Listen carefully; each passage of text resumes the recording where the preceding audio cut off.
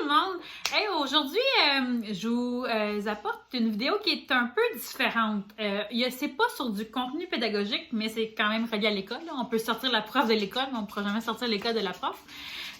Suite à l'annonce de mon poste pour l'an prochain, que j'ai fait la semaine dernière, je tenais à venir vous en parler parce que c'est un poste quand même spécial.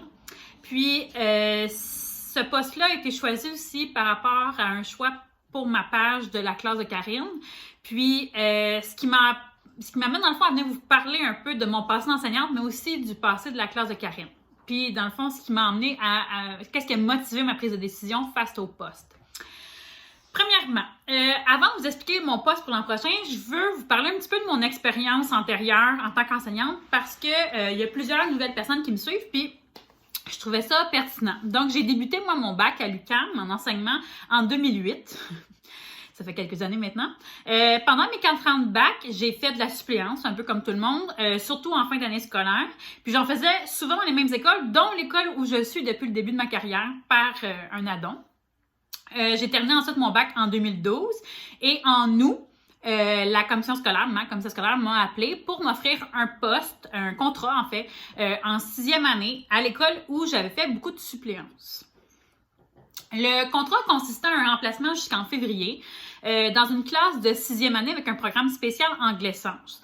Ce que je veux dire par programme spécial, c'est que les élèves ont une journée complète d'anglais par semaine et les 4 autres journées, ils sont avec leur titulaire de 6e année. Donc, ce qui fait en sorte que le titulaire enseigne toute la matière de 6 en 4 jours, en plus de bonifier le temps en sciences. La 5e journée, ce que je faisais, c'est que je complétais la tâche d'une collègue de l'école en première année. Donc, je faisais de la 6e en 4 jours et de la première une journée par semaine. Ensuite, après quelques jours d'école, on m'a annoncé que le contrat allait se poursuivre jusqu'en juin. Donc, j'avais donc ma vraie première classe pour de vrai. À ma 2e année d'enseignement, on m'a offert le même contrat que j'ai tout de suite accepté étant donné que c'était un terrain connu. Puis l'année d'après, là j'étais rendue précaire, donc j'ai pu choisir lors des affectations et ce qui m'a apporté à ma permanence. Donc en tout et pour tout, j'ai donc enseigné 5 ans en 6e avec une journée par semaine en première année. Après 5 ans en 6e, il y a une opportunité qui s'est offerte à moi à l'école, donc il y a une classe de 4e année qui s'est libérée. J'avais besoin d'un nouveau défi, puis je me suis donc lancée. J'ai alors enseigné 2 ans en 4e année. L'an passé, il y a une classe multiniveau de 4e et 5e année qui s'est ouverte à l'école et je me suis dit, un autre beau défi à relever pour moi.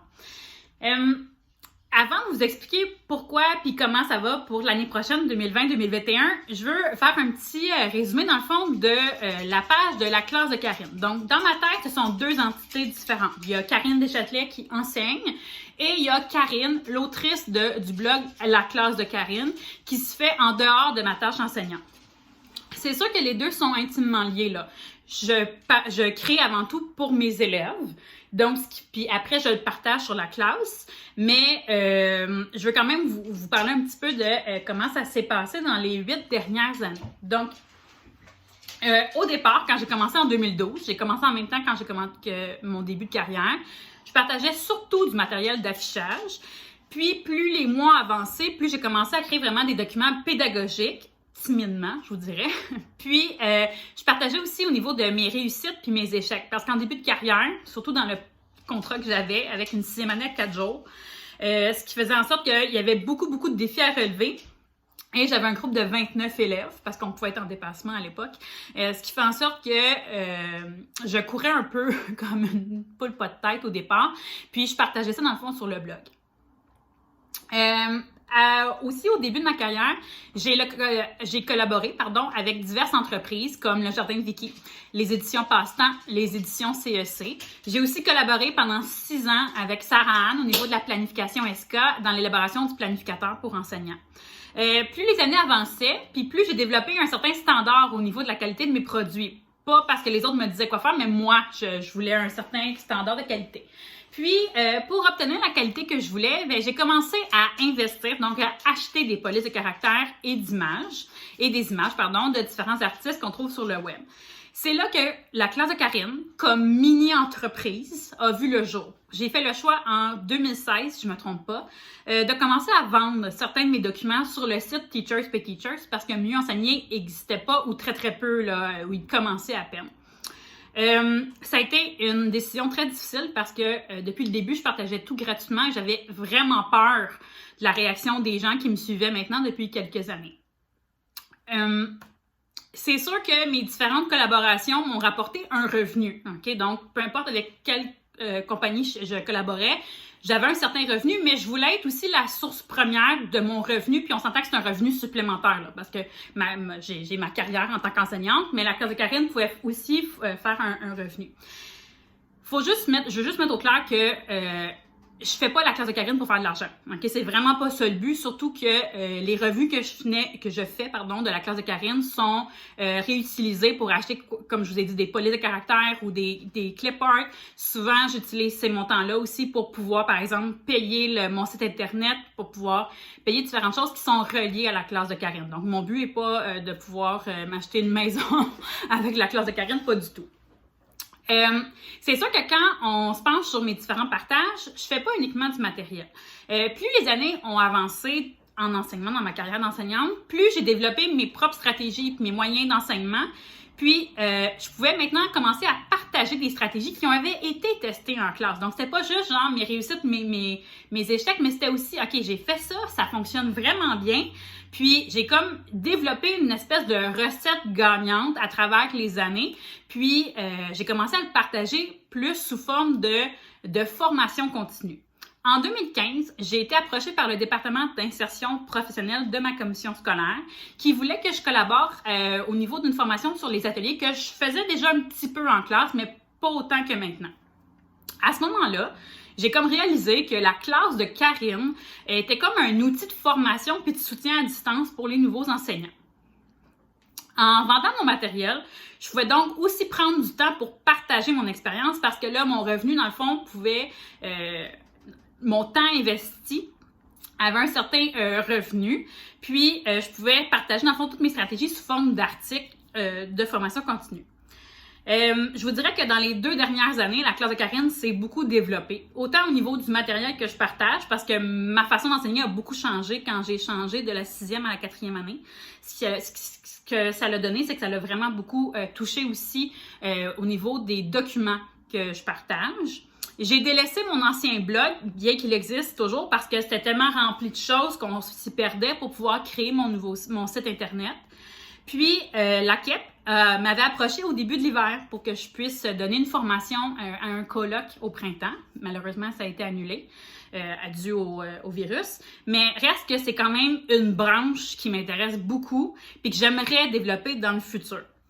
Donc, la formation sur différents sujets où j'ai développé une expertise depuis le début de ma carrière. Je me considère pas comme la meilleure du monde entier, puis je fais encore des erreurs régulièrement, mais je pense que ma capacité réflexive de me demander pourquoi est-ce que ça a donné ça, qu'est-ce que je pourrais faire la prochaine fois, ça vaut la peine de pouvoir le donner puis le partager à d'autres personnes pour, dans le fond, que les gens continuent à réfléchir et à se développer dans leur carrière.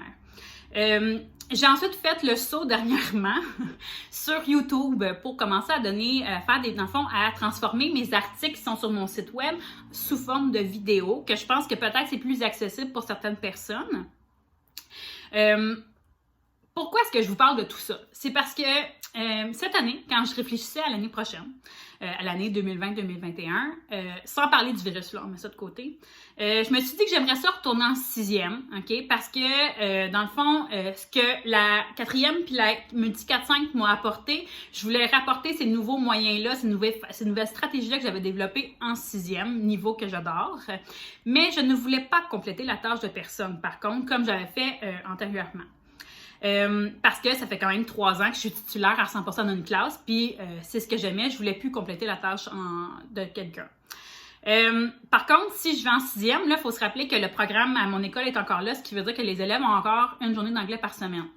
J'ai donc pris la décision de travailler à 80% l'année prochaine. De cette façon-là, une journée par semaine, je suis à la maison et je peux me concentrer sur le développement de mon entreprise, la classe de Karine. la classe de Karine a toujours été un loisir pour moi. Ok, il y en a certaines personnes qui font du tricot, il y en a qui font des cours, qui donnent des cours de danse. Moi, c'est la classe de Karine, mon loisir. C'est quelque chose que je fais quand j'ai du temps, tout simplement. Par contre, si je veux vraiment développer mon entreprise, ben ça demande du temps et une certaine rigueur parce que présentement c'est plus à temps perdu, ce qui fait en sorte que c'est pas constant. Puis j'aimerais pouvoir améliorer cette partie-là. Je trouvais que retourner en 6e, un niveau que j'adore, puis d'avoir une journée par semaine dédiée à la classe de Karine, c'était vraiment un plan de rêve pour moi. Oui, c'est sûr que j'aimerais ça développer la classe de Karine davantage, puis comme je l'ai dit tantôt, le but, c'est pas de faire de l'argent, puis présentement, je suis pas la plateforme qui est le plus active ou qui a le plus d'abonnés ou peu importe, mais quand je reçois un message d'une enseignante comme quoi que mon partage, soit de matériel ou d'expérience, a été utile, c'est que ça me confirme vraiment que la classe de Karine a sa raison d'exister.